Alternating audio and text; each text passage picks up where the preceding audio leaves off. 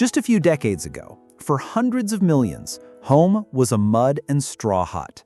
And trust me, this wasn't some romantic, rustic fantasy. It was a brutal fight for survival. A house that cracked in the sun, leaked in the rain, and felt like it could blow over with any strong gust of wind. Then in the cities came this, the Tungzi Lu, or tube building, a Soviet-era import that crammed families into a life of forced collectivism with absolutely zero privacy.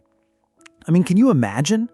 Waking up at 5 a.m. not to your alarm, but to a symphony of your neighbors coughing, spitting, and shouting down the hall.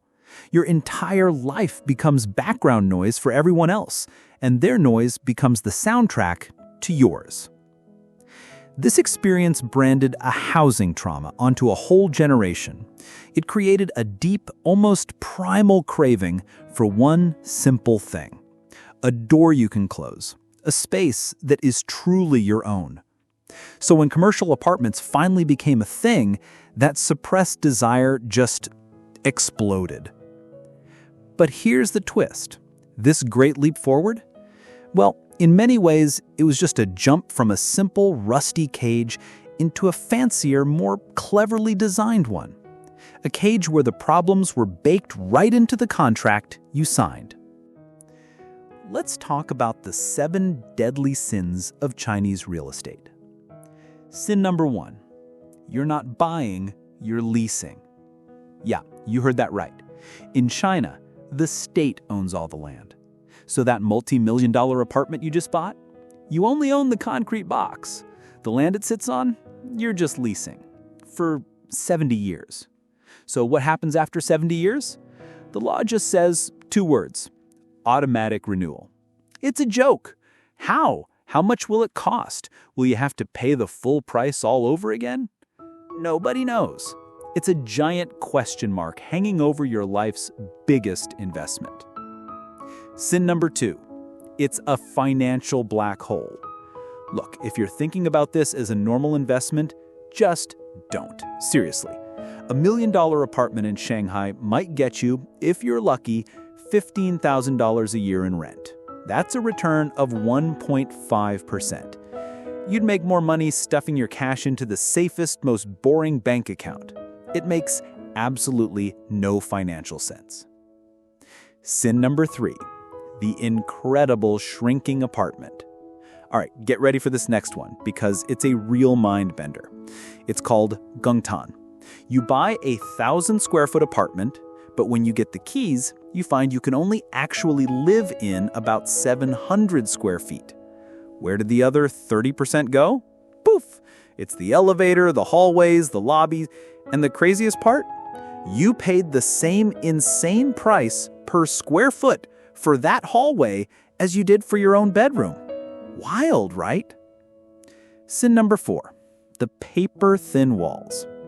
And this one is personal.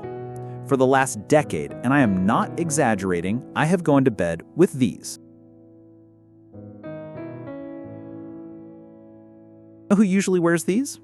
Factory workers, guys at a shooting range. But for me and millions of others, this isn't a hobby. This is our survival kit for a basic night's sleep. Because my neighbor's TV, their arguments, their footsteps, it all feels like it's happening inside my own head. Sin number 5, the high-rise death trap. Think about it. Most fire truck ladders can't reach higher than the 17th floor. But look at the new buildings popping up everywhere. 30 stories, 40 stories, easy. High-rise firefighting is a global nightmare, and China is building higher and faster than anyone. Sin number 6, the made in China quality. Let's just look at one example. March 28, 2025. An office building under construction in Bangkok, a joint Sino-Thai venture, completely collapses during an earthquake. It was the only building in the entire city to fall. The suspected cause? Cutting corners, shoddy materials. 83 people dead. Now imagine that's not an office, but the 35-story building you live in. Sin number 7, the ultimate nightmare, the building that's never finished. Okay, let's just let's just stop for a second. Does any of this make sense to you? The ownership is fake, the return is negative, the size is a lie, the quality is a gamble, and the safety is a prayer. It's a fundamentally broken product. So, we arrive at the million-dollar question. Why? Why are people still lining up, fighting, clawing their way into buying this stuff? Because in China, you're never just buying a house. You're buying a ticket, a golden ticket to life itself. The first golden ticket, the right to get married. In today's China, for a guy, no house means no wife. It's that simple. It's become the ultimate proof of a man's worth, his ability to provide. The pressure is so immense, it's been nicknamed the mother-in-law economy. The second golden ticket, your child's future. And this is the part that I find truly heartbreaking. The best schools are tied to specific apartment buildings. If you want your kid to have a shot at a decent future, you must own a home in that tiny, ridiculously expensive zone. Parents will bankrupt themselves for this. They will do anything. The third golden ticket, the right to belong. For hundreds of millions who've moved to the big cities, a home is the only path to getting a hukou, an internal passport. Without it, you're a second-class citizen. No stable health care, no pension, no right for your kids to even attend high school there. The home is the only way to stop being a drifter and finally anchor your family's destiny. And pushing this whole insane system forward are two tectonic plates.